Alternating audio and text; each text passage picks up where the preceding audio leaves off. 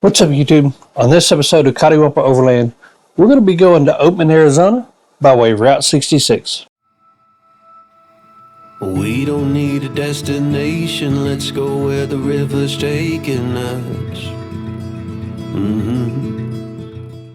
Last time we started our Route 66 trip in Kingman, Arizona.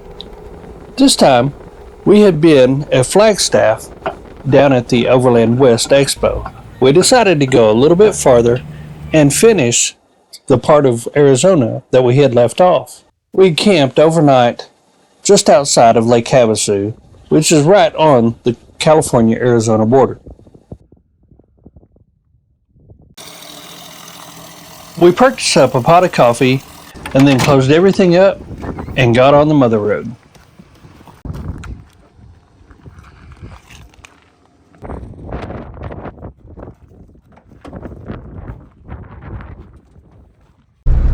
Did you notice that those people back there had no clothes on? Yes, I did notice that, and they also look like they've been living there a while. So they're naked and permanently living there. Yeah, it's not 14 days. Yeah, I was like, oh my gosh. Apparently this part of Arizona is pretty packed full of boondocking style campers. Some of them tend to wear a few less clothes than others.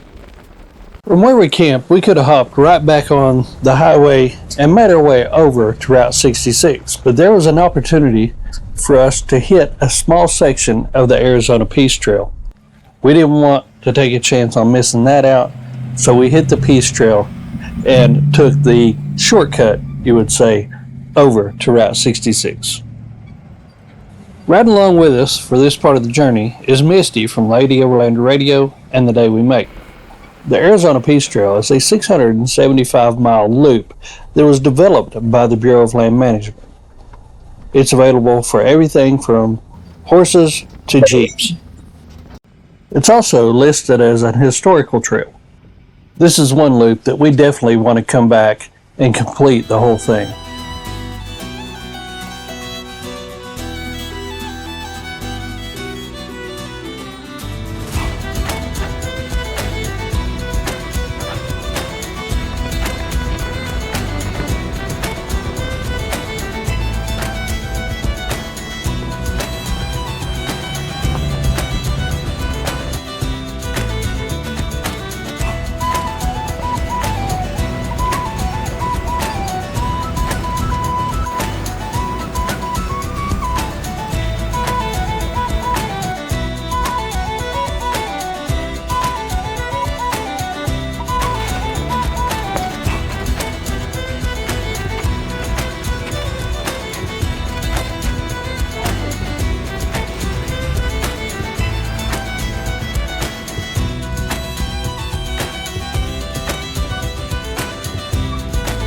As we ended our section of the Peace Trail and got closer to Route 66, we found another really cool campsite that didn't have near the people in it. It actually didn't have any people. This one's definitely going on our list of spots. As soon as we made it to the Blacktop, our journey east along Route 66 had begun from the California border. Our next stop was Oatman.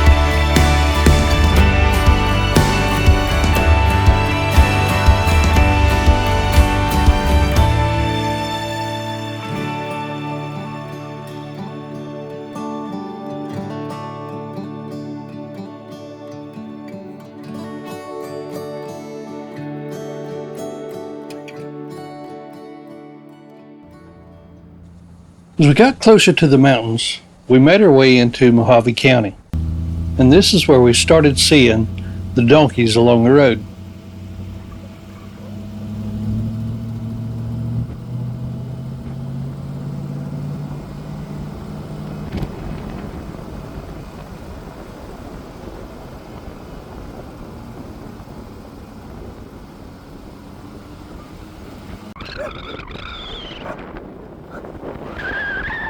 The closer we got to Oatman, the more and more we seen.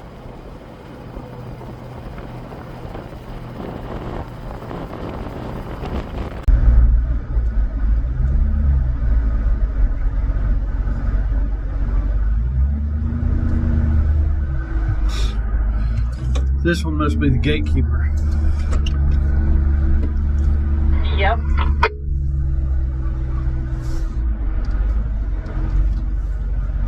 Good morning, sir. We even got to see one driving a truck.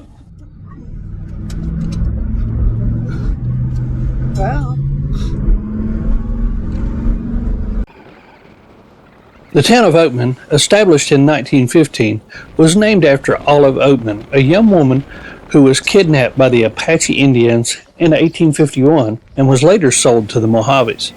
The first gold was struck here in 1908, with another one in 1915. The town quickly filled with people at about 3,500 in the first year. By the 20s and 30s, it had grown to around 10,000 residents.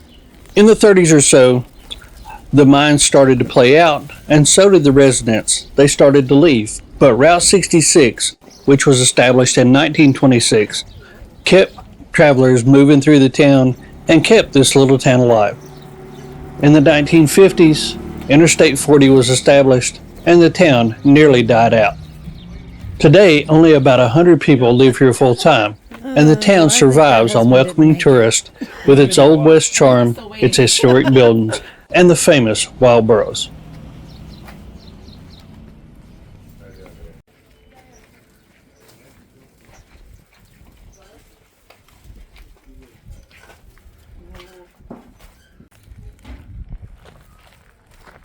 There's a lot of things in this whole town to either see, do, or buy.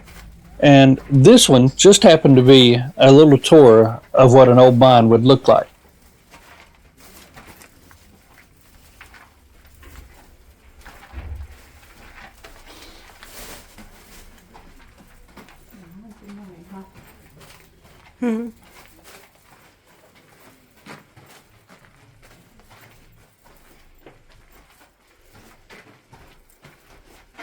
You can still drive right up and down the main street here in Oatman. You just have to be aware of the local traffic and getting their treats from the tourists.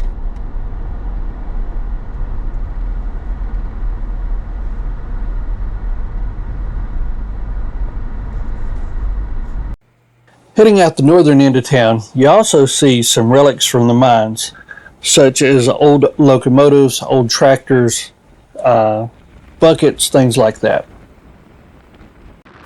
North of town, you start heading into the mountains, and this is also where the gold mine claims were.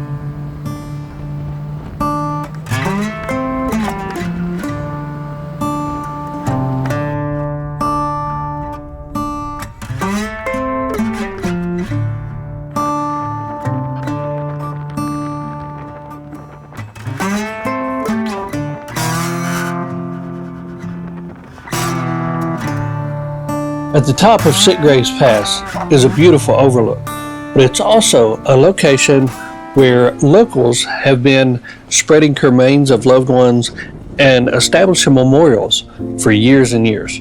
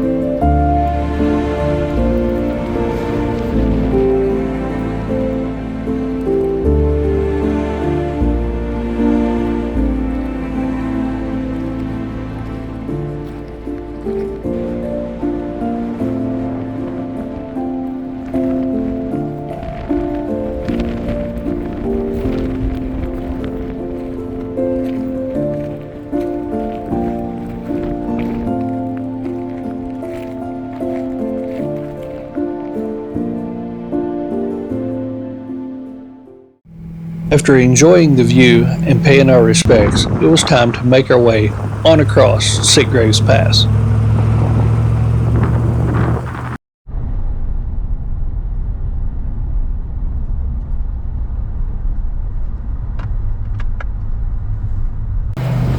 The view on the east side of the pass is just as beautiful as the view on the west.